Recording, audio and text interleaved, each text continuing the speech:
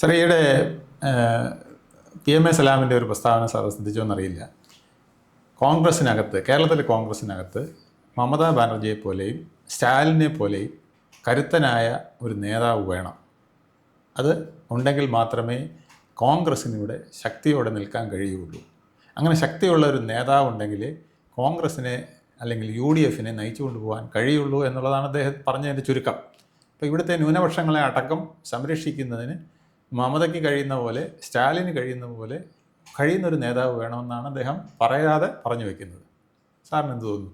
അല്ല, അത് ഒരു വല്ലാത്ത മുനയുള്ള ഒരു സ്റ്റേറ്റ്മെൻറ്റാണ്. അദ്ദേഹം നടത്തിയൊരു അഭിമുഖത്തിലാണല്ലോ ഇന്ത്യൻ എക്സ്പ്രസിൽ. അപ്പോൾ അദ്ദേഹം പറയുന്നത് മമതയെ പോലെ അല്ലെങ്കിൽ സ്റ്റാലിനെ പോലെ ഒരു നേതാവ് വേണമെന്ന് പറയുമ്പോൾ അതിനർത്ഥം ഒരു നേതാവ് ഇല്ലെന്നല്ലേ? തീർച്ചയായിട്ടും. എന്ന് പറഞ്ഞാൽ ഇവിടെ നിൽക്കുന്ന ഒരു നേതാവിനും മമതയോ സ്റ്റാലിനോ പോലെ സ്റ്റാൻഡില്ല, മോദി എതിർക്കാൻ കഴിയുന്നില്ല. അപ്പോൾ അത് ചെല്ലുമ്പോൾ ആർക്കൊക്കെയാണ് സാറേ കൊള്ളുന്നത്? പിന്നെ KC വേണുഗോപാലിന് കൊള്ളില്ലേ? VD സതീശന് കൊള്ളില്ലേ? ചെന്ന് കൊള്ളുന്നത് രമേശ് ചെന്നിത്തലയെ മുറിവേൽപ്പിക്കും. മുഴുവൻ കോൺഗ്രസ് നേതാക്കൾ അല്ല, ഇവരല്ലേ 3 പേര് നയിക്കുന്നത്. ഈ നയിക്കുന്ന ആളുകളെയൊക്കെ മുറിവേൽപ്പിക്കുന്ന ഒരു സ്റ്റേറ്റ്മെൻറ്റാണിത്. എന്ന് പറഞ്ഞാൽ കേരളത്തിലെ UDF നേതൃത്വത്തോടുള്ള മുസ്ലിം ലീഗിൻ്റെ അതൃപ്തിയാണ് PMA സലാം പറഞ്ഞിരിക്കുന്നത്. തീർച്ചയായിട്ടും അതൊരു നിസ്സാര കാര്യമല്ല. കാരണം വരാൻ പോകുന്നത് ചില രാഷ്ട്രീയ മാറ്റങ്ങളുടെ തുടക്കമാണ്. ഇപ്പോൾ കേരളത്തിൻ്റെ സമകാലിക കേരളത്തിൻ്റെ ആവശ്യം ശക്തനായ ഒരു നേതാവാണ്. അത് സ്റ്റാലിനെ പോലെ ആയിരിക്കണം, അല്ലെങ്കിൽ മമതയെ പോലെ ആയിരിക്കണം എന്നുള്ളതാണ്. അപ്പോൾ ശക്തനായ ഒരു നേതാവ് വന്നാൽ, അത്തരം ഒരു നേതാവ് ഏതെങ്കിലും സംവിധാനത്തിൽ വന്നാൽ അവരങ്ങോട്ട് പോയിക്കൂടാന്നില്ലല്ലോ. തീർച്ചയായിട്ടും പോയിക്കൂടും. സ്റ്റാലിൻ കോൺഗ്രസ് അല്ലല്ലോ, അല്ല, ഇന്ത്യ മുന്നണിയിലാണെന്നല്ലേ ഉള്ളൂ. മമതയും കോൺഗ്രസ് അല്ലല്ലോ. അപ്പോൾ എന്ന് പറഞ്ഞാൽ ഇവർ രണ്ടുപേരും പ്രതിപക്ഷത്ത് നിൽക്കുന്നതാണ്. അപ്പോൾ ഇടതുപക്ഷത്തിൽ ഇങ്ങനൊരു നേതാവ് വന്നാൽ ലീഗ് ഇടതുപക്ഷത്തോട്ട് പോകുമോ?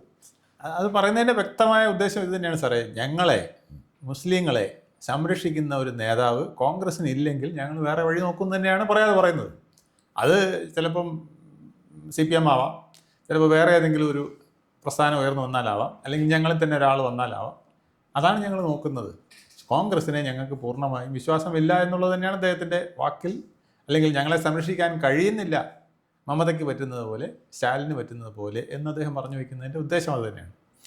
അപ്പോൾ സാറേ, അതിനകത്തൊരു ചെറിയ പ്രശ്നമുള്ളത്, ഇപ്പം പിണറായി വിജയനെ അടുത്ത സമയം വരെ മമതയെ പോലെ സ്റ്റാലിനെ പോലെ സമശീർഷനായ ഒരു നേതാവായിരുന്നല്ലോ. അതെ, ഇപ്പോഴല്ലയോ അദ്ദേഹത്തിന് മുസ്ലിം ലീഗ് അഭിപ്രായ വ്യത്യാസം തോന്നിയത്. അതുവരെ അദ്ദേഹത്തിൻ്റെ അത്തരത്തിലുള്ള അഭിപ്രായ വ്യത്യാസം ഇല്ലായിരുന്നല്ലോ. ഇല്ല.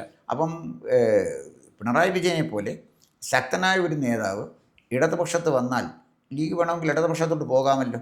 തീർച്ചയായിട്ടും സാറേ. 2026 മൂന്നാം ഊഴം പിണറായി വിജയൻ ഉണ്ടെങ്കിൽ ലീഗ് എപ്പോൾ പോയും ചോദിച്ചാൽ മതി. അത് PMA സലാം പറഞ്ഞില്ലെങ്കിലും അങ്ങനെയാണ്. പക്ഷേ സലാം ശുദ്ധനായതുകൊണ്ടായിരിക്കും അതങ്ങ് തുറന്നു പോകുന്നത്. രാഷ്ട്രീയത്തിൽ അത്ര ഒരു വാക്കുകളിൽ ചില മിതത്വം പാലിക്കാൻ അദ്ദേഹത്തിന് കഴിയാറില്ല എന്നുള്ളത് മുസ്ലിം ലീഗിലെ പലരും തന്നെ പറയാറുണ്ട്. ആ ഒരു അബദ്ധമാണ് അദ്ദേഹം ഈ പറഞ്ഞതെന്നാണ് എനിക്ക് തോന്നുന്നത്. അല്ല, വരാനിരിക്കുന്ന ഞങ്ങളുടെ ഒരു ഐഡിയ ഇതാണ് എന്ന് അദ്ദേഹം പറയാതെ പറഞ്ഞിരിക്കുകയാണ്. കോൺഗ്രസ്സെ നിങ്ങൾ ഇവിടെ ഭൂരിപക്ഷമൊക്കെ വാങ്ങിച്ച് ഞങ്ങളോടൊപ്പം ഞങ്ങളെ കൂടെ സംരക്ഷിച്ച് നിർത്തിയില്ലെങ്കിൽ ഞങ്ങളിതാ 2026 പിണറായി വിജയൻ്റെ കൂടെ പോവും എന്ന് പറയാതെ പറയുന്നതിന് തുല്യമാണ്. അല്ല, എനിക്ക് തോന്നുന്നത് ഈ ഒരു ശിശു സഹജമായ നിഷ്കളങ്കതയോടെ രാജാവ് നഗ്നനാണെന്ന് പറഞ്ഞിരിക്കില്ലേ, അങ്ങനെ എവിടെയെങ്കിലും എടുക്കാമല്ലോ. അങ്ങനെ അത് തന്നെയാണ് അതിന് സംഭവിച്ചിരിക്കുന്നത്. പക്ഷേ ഇതിനകത്ത് വേറെ രസമുണ്ട് സാറേ. കേരളത്തിൽ അങ്ങനെ ഒരു നേതാവ് ഉണ്ടായിരുന്നു, K. കരുണാകരൻ ഉണ്ടായത് എന്തുകൊണ്ടാണ്?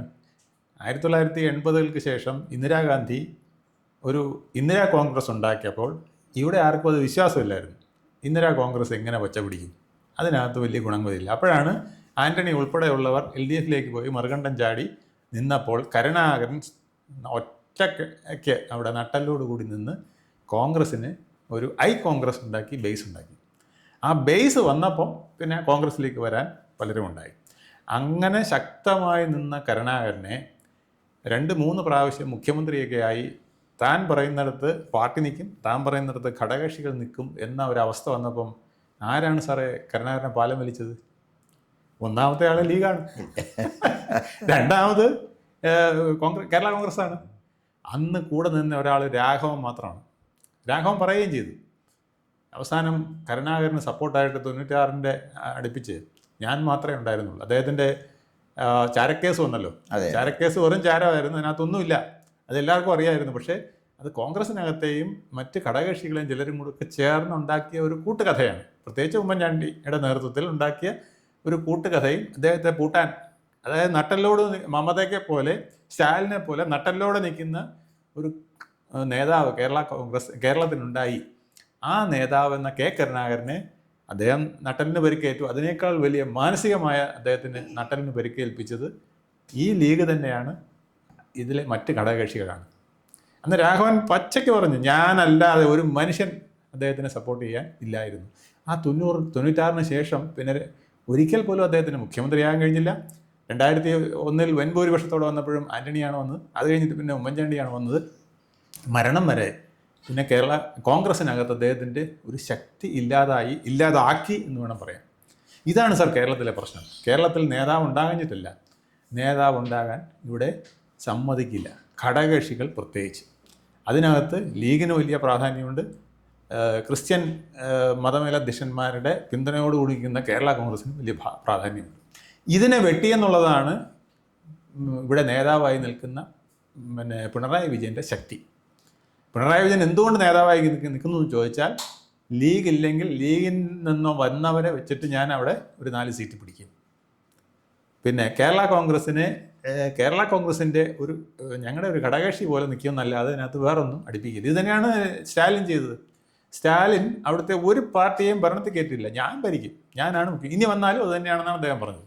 ഞാനായിരിക്കും മുഖ്യമന്ത്രി, എൻ്റെ പാർട്ടിക്കാരായിരിക്കും ഭരിക്കുന്നത്, നിങ്ങൾക്കൊക്കെ വേണമെങ്കിൽ 3-4 സീറ്റ് തരും. CPM പോലും പറഞ്ഞു, കൂടുതലൊന്നും കളിക്കേണ്ട, അവിടെ 2 സീറ്റോ 3 സീറ്റോ തരുന്നത് വെച്ചിട്ട് ഒന്നുകിൽ ജയിച്ച് പാർലമെൻറ്റിൽ പൊക്കോളുക, അല്ലെങ്കിൽ ഇവിടെ കിട്ടുന്ന 5-10 സീറ്റിൽ നിന്നോണം. ഇത് പറയാൻ സ്റ്റാലിനറിയാം, ഇത് പറയാൻ മമതയ്ക്കും അറിയാം. മമത അതുപോലെ തന്നെയാണ്, കൂടെ നിൽക്കുന്ന ആരെയും വകവയ്ക്കില്ല. എൻ്റെ കാര്യം ഞാൻ ഒറ്റ ഒരാളെന്നുള്ള രീതിയിൽ എടുക്കുന്ന തീരുമാനം ബാക്കി എല്ലാവരും അംഗീകരിച്ചു കൊടുക്കണം. അപ്പോൾ അത് കേരളത്തിലും അങ്ങനെ നടപ്പിലാക്കിയ ആൾക്കാരുണ്ടായിരുന്നു. അല്ല സാറേ, അതിനകത്ത് സാർ ഇത് പറഞ്ഞപ്പോൾ എനിക്ക് ഓർമ്മ വരുന്നത്, കരുണാകരനെ അവസാനം പാലം വലിച്ചത് ലീഗ് തന്നെയാണ്. തീർച്ചയായിട്ടും തർക്കമൊന്നുമില്ല. അതുപോലെ തന്നെ ലീഗ് പാലം വലിച്ച വേറൊരു നേതാവാണ് AK ആന്റണി. AK ആന്റണി ഒരു സ്റ്റേറ്റ്മെന്റ് കൊടുത്തില്ല. AK ആന്റണി ന്യൂനപക്ഷങ്ങൾ അതിരുവിടുന്നു, അതെ, അവരെ ഭൂരിപക്ഷത്തെ വല്ലാതെ വേദനിപ്പിക്കുന്നു, അവരെ അനർഹമായ ആനുകൂല്യങ്ങൾ നേടുന്നു. ആന്റണി സത്യമാണ് പറഞ്ഞത്. ആ സത്യത്തിന്റെ ഫലമാണ് ഇപ്പം BJPയുടെ വളർച്ച കാണിക്കുന്നത്. എന്ന് പറഞ്ഞപ്പോൾ ന്യൂനപക്ഷങ്ങൾ പറഞ്ഞപ്പോൾ അന്ന് ആന്റണിയും പുറകിൽ നിന്ന് കുത്തിയ പാരമ്പര്യമാണ് ലീഗിനുള്ളത്. അപ്പം ലീഗ് ഉദ്ദേശിക്കുന്ന ശക്തൻ എന്ന് പറഞ്ഞാൽ ലീഗിൻ്റെ നിയന്ത്രണത്തിൽ നിൽക്കുന്നിടത്തോളം ശക്തൻ. ലീഗിൻ്റെ നിയന്ത്രണം എപ്പോൾ വിടുന്നോ അന്ന് ദുർബലനായിക്കൊള്ളണം, അല്ലെങ്കിൽ ദുർബലനാക്കും. പിന്നെ അതുപോലെ തന്നെ അവസാനം കൺക്ലൂഷൻ്റെ ഒരു കാര്യം കൂടെ ഞാൻ സാറിന് പറയാം. ഇവരെ സ്റ്റാലിനെ പറഞ്ഞു, ഓക്കെ, സ്റ്റാലിനെ പോലൊരു നേതാവിനെ സൃഷ്ടിക്കാൻ ലീഗിന് കഴിഞ്ഞു? ഇല്ലല്ലോ. ലീഗിന് ഇപ്പോൾ പണക്കടങ്ങൾ ദുർബലനാകുക, അതാണ് അതിൻ്റെ വേറൊരു ഗതി. ഇത് സലാം പറയുമ്പോൾ അപ്പുറത്ത് ലീഗിലെ കലാപക്കൊടി ഉയർന്നിരിക്കുകയാണ്. തീർച്ചയായിട്ടും സാദിഖ് അലി ശിഹാബ് കലാപക്കൊടി ഉയർന്നിരിക്കുന്നത്. ആ കലാപക്കൊടിക്ക് കാരണം എന്താ സാറേ? ജമാഅത്തെ ഇസ്ലാമിയെ കൂട്ടുപിടിച്ചതോടുകൂടി പണക്കാട് തങ്ങളുടെ ശക്തി കുറഞ്ഞിട്ട് അത് ജമാഅത്തിലേക്ക് വ്യാപിച്ചിരിക്കുകയാണ്. ജമാഅത്തെ ഇസ്ലാമി അണ്ടർഗ്രൗണ്ടിൽ കൂടെ ആ പാർട്ടിയെ ഹൈജാക്ക് ചെയ്തിരിക്കുകയാണ്. അതുകൊണ്ടാണ് KM ഷാജിയെ പോലുള്ളവർ ഇന്ന് അവിടെ നെളിഞ്ഞു നിൽക്കുന്നത്. KM ഷാജിയെ പോലുള്ളവർ മതമാണ് എല്ലാം എന്ന് പറയാൻ തക്ക വിധത്തിൽ മുസ്ലിം ലീഗ് എന്ന മതേതര മുഖംമൂടിയെങ്കിലും അണിഞ്ഞിരുന്ന പാർട്ടിക്ക് ഇന്നത് പൊളിച്ചെറിയേണ്ടി വന്നത്. അതുപോലെ തന്നെ വേറൊരു വശമുണ്ട് സാറേ. അദ്ദേഹം പറഞ്ഞ ഒന്ന് MK സ്റ്റാലിനെക്കുറിച്ച്, മറ്റൊന്ന് മമതയെക്കുറിച്ച് അദ്ദേഹത്തിന് അഭിമാനമുണ്ട്. അതേ മമതയെപ്പോലെ ഒരു വനിതാ നേതാവിനെ ശാക്തീകരിക്കാൻ നൂർബിന റഷീദിനെ പോലെ ഒരാളെ ലീഗ് ശാക്തീകരിച്ചായിരുന്നെങ്കിൽ മമതയെപ്പോലെ വരത്തില്ലേ? അല്ലെങ്കിൽ സുഹ്റ മമ്മാടിനെ ശാക്തീകരിച്ചിരുന്നെങ്കിൽ മമതയെപ്പോലെ അപ്പം മമതയെപ്പോലെ ശക്തയായ ഒരു നേതാവിനെ ശാക്തീകരിക്കാനോ അവരെ അംഗീകരിക്കാനോ കഴിയാത്ത ഒരു പാർട്ടിയുടെ സെക്രട്ടറി, വനിതകൾക്ക് യാതൊരു പ്രാധാന്യവും കൊടുക്കാത്ത ഒരു പാർട്ടിയുടെ സെക്രട്ടറി, മമതയെപ്പോലെ ഒരു നേതാവ് വേണമെന്ന് പറയുന്നത് പരിഹാസ്യമായിട്ടാണ് എനിക്ക് തോന്നുന്നത്. അല്ല, അതുകൊണ്ടാണ് അദ്ദേഹം ബുദ്ധിപൂർവ്വം പറഞ്ഞത്. ഞങ്ങളിൽ വേണമെന്നല്ല പറഞ്ഞു, കോൺഗ്രസിൽ വേണമെന്നാണ് പറഞ്ഞത്. സാറിനെ പോലുള്ളവർ ഇങ്ങനെ പറയുമെന്ന് അവർക്കറിയാം. അതുകൊണ്ട് പറഞ്ഞതാണ്, ഞങ്ങളിലല്ല പറയുന്നത്, കോൺഗ്രസ്സിലൊരു മമത വേണം, കോൺഗ്രസ്സിലൊരു സ്റ്റാലിൻ വേണം, ഞങ്ങളുടെ ഇതൊന്നും വേണ്ട, ഞങ്ങളുടെയിലെല്ലാം ഞങ്ങളുടെ ജമാഅത്ത് പറയുന്ന കേട്ട് നിൽക്കുന്ന ആളും മതി എന്നുള്ളതാണ് അദ്ദേഹത്തിൻ്റെ ശൈലി.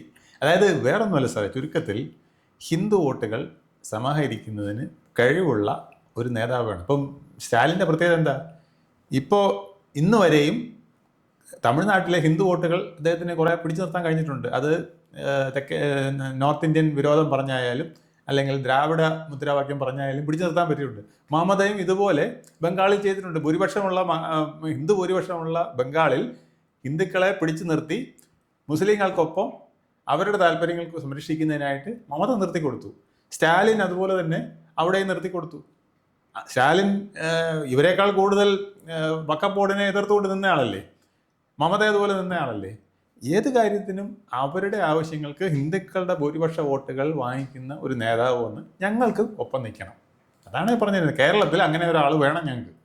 കാരണം ഇവിടെ 50% പിന്നെ ഹിന്ദുക്കളുണ്ട്. ആ ഹിന്ദുക്കളിൽ ഒരു വലിയ ഭൂരിപക്ഷത്തിന് ഇപ്പോൾ BJP 20-22 എന്ന് പറഞ്ഞുകൊണ്ട് കൂടെ നിർത്തിക്കൊണ്ടിരിക്കുകയാണ്. അതിനെ പൊളിക്കാൻ കഴിയുന്ന ഒരു കോൺഗ്രസ് നേതാവ് വേണം. ആ നേതാവ് ഞങ്ങളുടെ പടിക്കൽ നിന്ന് നിൽക്കുക വേണം. അയാളാണ് നട്ടലുള്ളവൻ. ഒരു നേതാവ് ശക്തനായിരിക്കണം. അതെ, ആ ശക്തനായ നേതാവിൻ്റെ ശക്തി പ്രയോഗിക്കേണ്ടത് ഞങ്ങളുടെ താല്പര്യം സംരക്ഷിക്കാൻ. തീർച്ചയായിട്ടും അതാണ് വളരെ മനോഹരമായ നടക്കാത്ത സ്വപ്നമാണ് PMA സലാം. കേരളത്തിൽ നടക്കാത്ത സ്വപ്നമാണ്. കൂടുതൽ വാർത്തകളും വിശേഷങ്ങളും നേരിട്ട് ലഭിക്കാൻ ജനങ്ങളിൽ നിന്ന് ജനങ്ങളിലേക്ക് ജനഭൂമി ന്യൂസ് സബ്സ്ക്രൈബ് ചെയ്യൂ. ബെൽ ബട്ടൺ അമർത്താനും മറക്കരുത്.